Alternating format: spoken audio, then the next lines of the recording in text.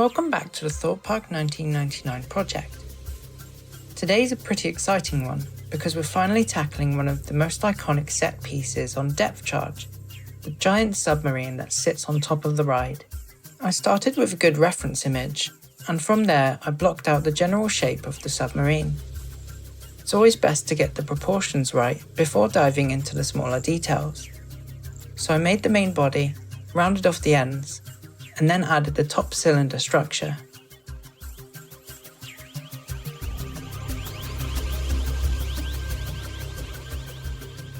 Once the shape was in place, I began sculpting in some of the deformation dents that gave it that weathered look in real life.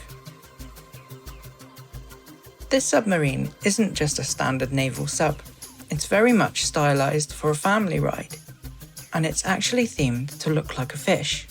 So it has fins and even teeth. I added some spiky fins along the back of the body, and then I built out the tail fins and their supporting struts.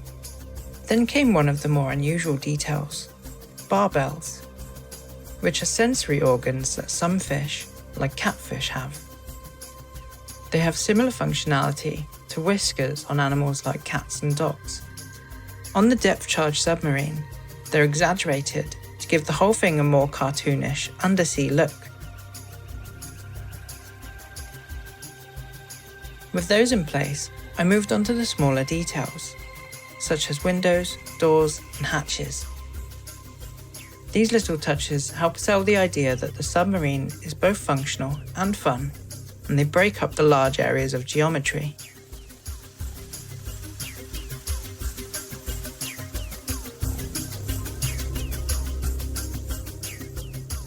I've had quite a few people ask me when this game will be ready, and honestly, it's really difficult to give a timeline.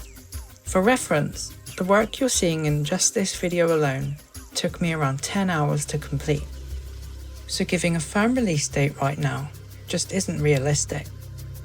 What I can say is that I'm making steady progress at a pace that keeps the quality where I want it. When I get closer to having a playable build, I'll share a proper estimate. But in the meantime, if you'd like early access to the alpha releases, those are already available through the Patreon.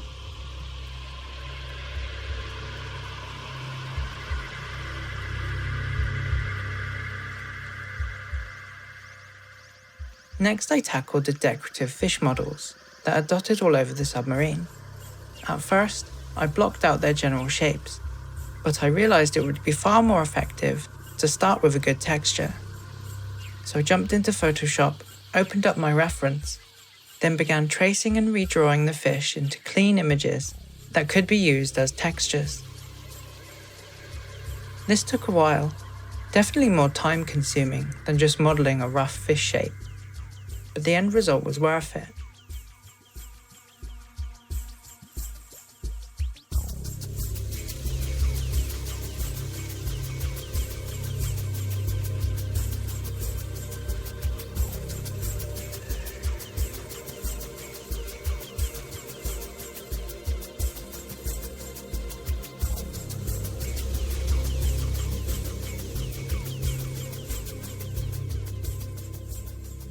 If you're enjoying the project and want to dive deeper behind the scenes, consider joining the community on Patreon. You'll get access to exclusive content, early builds of the game, and some great rewards along the way. Massive thanks to all the current supporters. Every bit of support helps keep the project moving. Now back to it.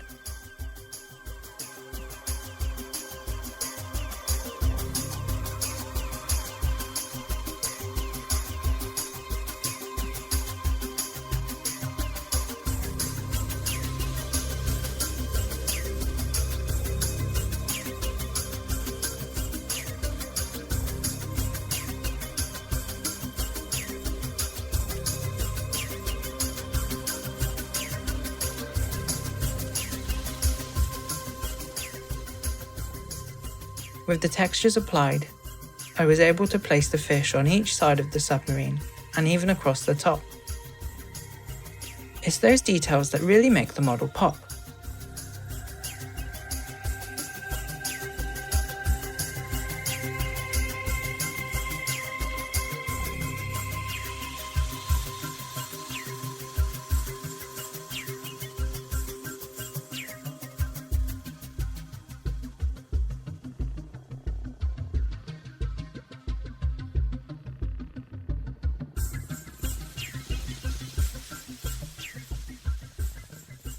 Once the fish were in place, I added the sandy base underneath the submarine, which visually ties it into the rest of the ride. I also refined the submarine a bit further, adding the side fins, sculpting out the mouth with its big teeth, and adjusting proportions to make sure it matched with my references as closely as possible.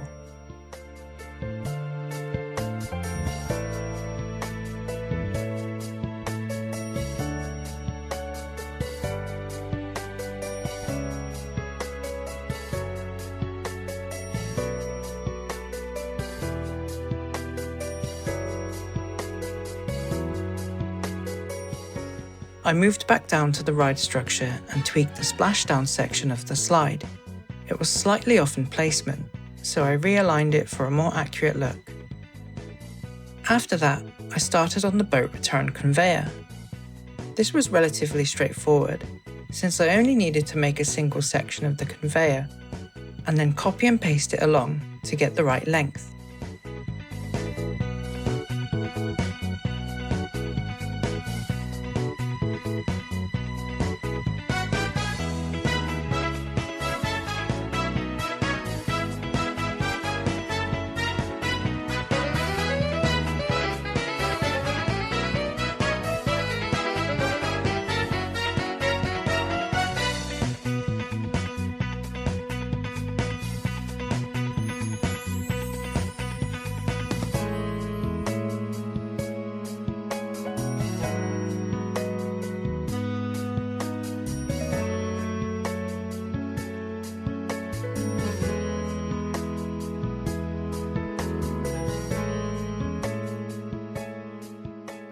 I repeated that process for the vertical lift section, which carries the boats back up into the station.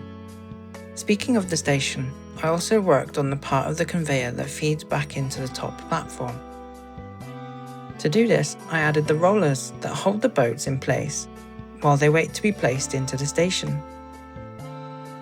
This is one of those operational details that hides right under your nose and most people won't pay attention to. But it's really satisfying to build it because it adds a whole new layer of authenticity to the model.